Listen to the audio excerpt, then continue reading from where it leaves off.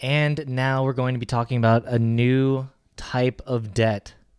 Oh, Phantom debt. phantom debt. Yeah, Okay. so apparently there's this new type of debt that people are getting themselves into. And it's called phantom debt.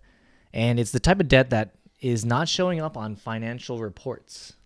Oh, So people are getting into more debt, but in terms of what other financial institutions can see, they're not in any debt. but okay. And How does this work?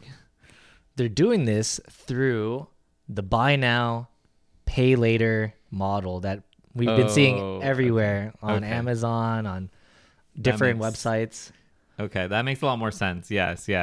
Okay, so for those of you who don't know what these buy now, pay later sites are, it's effectively like you can buy it and pay either a down payment and then pay installments or like monthly payments on it, or you can do like 4 payments over time, or usually like a year-long thing. Yeah, it's an interesting model because yeah, it's I imagine it's like car payment. Yeah, it's like a reoccurring car payment, but it's not going to show up on your credit card. Yeah. Yeah. So the thing is that people are going and getting themselves into trouble because, unlike a credit card and stuff, it's much easier to just keep clicking on buy now, pay later, and you don't exactly realize how much you're spending, or it can be very easy to forget how much you're spending. Yeah, I could see that because and I feel like a lot of retailers are now offering this because they essentially just want to get the thing sold. They don't really care like if you're going to pay right away or if you're doing this buy now pay later. Yeah. Yeah, because I feel like the retailers, once you buy the thing and they get the money from a firm or PayPal or whatever, they don't care. Yeah, no, they Then no, it's a no. firm or PayPal's problem to get the money at that point. Yes, yeah. So it's like a win-win where the pay now or buy now, pay later company gets to get the interest payments, and the other one gets a sale that they might not have gotten earlier without this. Yeah, and it's crazy, and I feel like this model really blew up.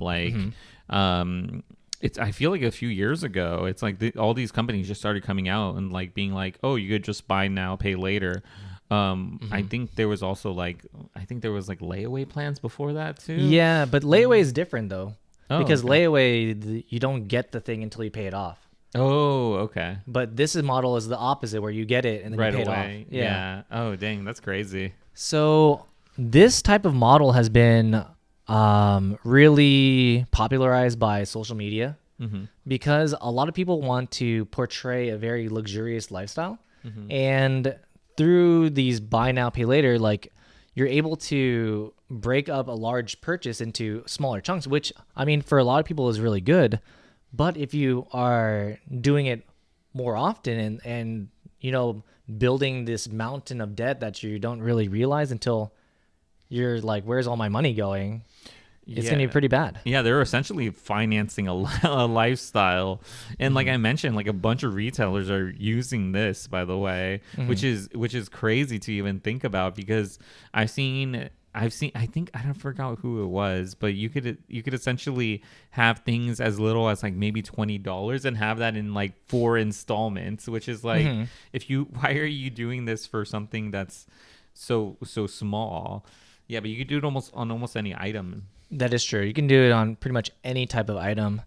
But we're going to continue on to the rest of the topic after you consider hitting that subscribe button, hitting that like button. We come out with interesting content like this daily and have a library of almost 300 videos. So if you think this is interesting and want to follow along, make sure to hit that subscribe button. So the issue arrives when you're going and buying another big purchase, and when they go look at your credit, they're like, oh, you have enough money to afford this. Okay. And in fact you don't.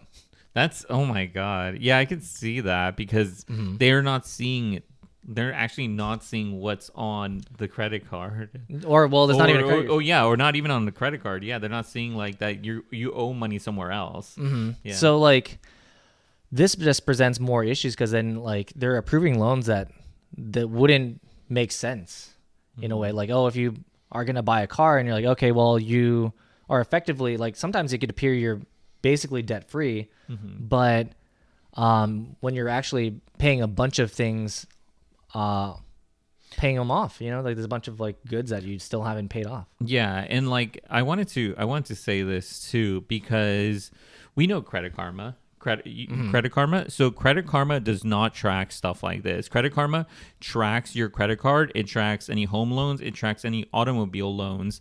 But it wouldn't track things like this that are not going to show up as things that you owe money to, and that all affects your credit score.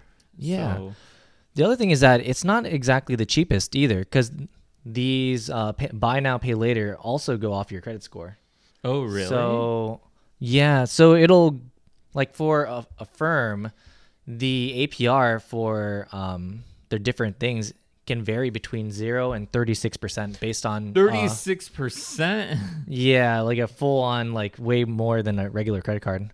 So I feel like in some ways, like if you're a more risky person, it's going to cost you a lot more to get these things. And to that effect, a lot of people who do, use this are probably like not using credit, like either their first time going into credit, like they're in college and they're just like, oh, I really want this and that.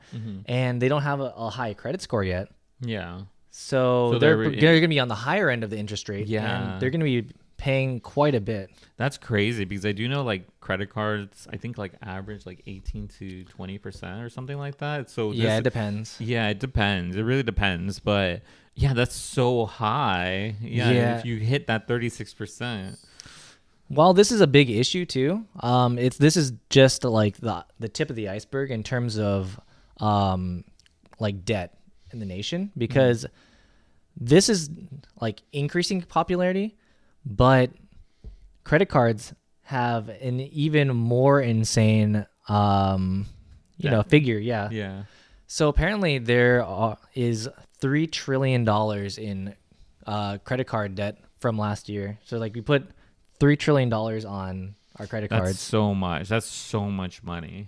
Yeah, but for this one, these types of programs, it's only been 46 billion. So for the most part, people are still using their credit cards for these things, but I feel like it's going to be harder to track. Like, how would they know? Yeah. So I feel like I would be interested to see like the scale of age on who's using this. It would be interesting to see that because I would assume this would lean more towards like the younger generation being able to use this, because for them it's probably easier to finance a big purchase rather than have a credit card. Because I remember when I first got my credit card, like a long time ago, I had $100 limit to it.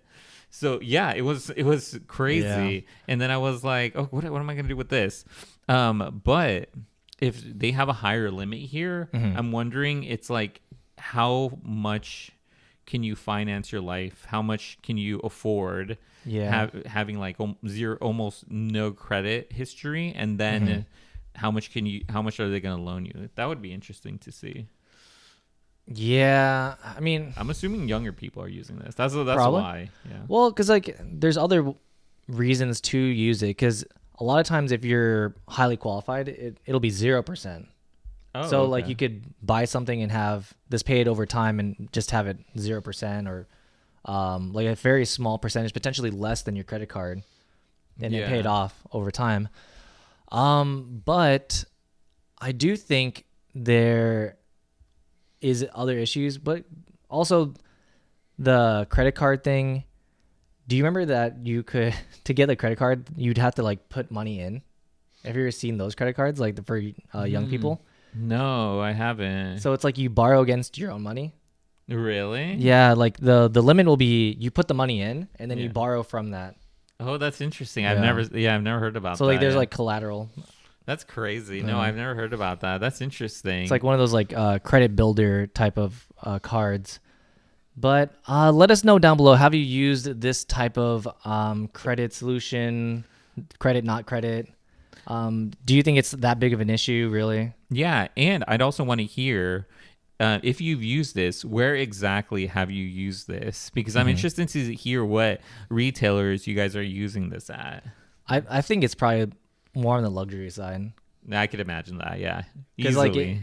I feel if you look at a luxury thing, like man, it's like really expensive. But then once you go like, oh, let's just calculate the monthly payments on. It's like, oh, it's only a little bit. Like I'll just not eat out as much per You- month, you- and then it'll just pay for itself. You think about this, and you get like a $2,000 handbag. It's easier to do 4 payments of $500 than it is one payment of $2,000. It's true. Yeah. Or a year of paying. Or a year of paying. Yeah, I could imagine that. Mm-hmm. Easily imagine luxury things. So yeah, let us know down in the comment section below.